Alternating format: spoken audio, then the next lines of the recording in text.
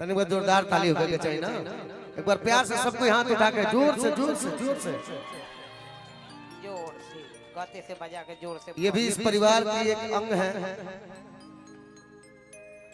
आज भतीजा हो गया लेकिन सतीश भैया के तिलके से ये घर में आवेली। और मैं चाहता हूं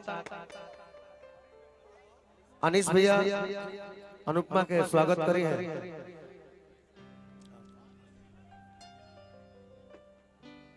पवन के गाना जमल बा, जमल रही, घबराए के नहीं।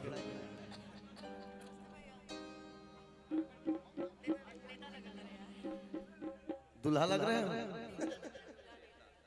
ये। तार सबसे बड़ा जबरा फन हमारा घर में मार कर दिया तारा खाती। बहुत बहुत स्वागत अनुपमा का, दिल से धन्यवाद। यही कुर्ता पर के पगड़िया मिला लिखा। और मैं चाहता हूं कि आप पहले जाइए भाभी से मिलिए, माँ से मिलिए, उसके बाद मंच पे आइएगा। लेके जाइए घर पे, लेके जाइए। चलो पवन बाबू।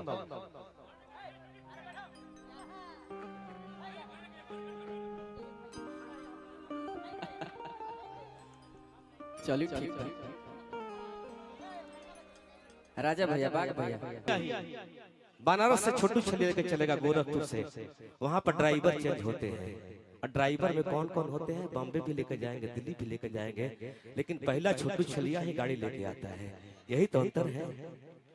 भैया भैया जानते हैं, एक सलाह मैंने खाबों के बाजार में, इधर देखिए ना, जिसके बारे में बातें कर रहे हैं मैं नहीं समझता, लेकिन इशारा समझिए। भैया मेरे बारे में बोल रहे हैं, सबके बारे में, लेकिन भैया खाबों के बाजार में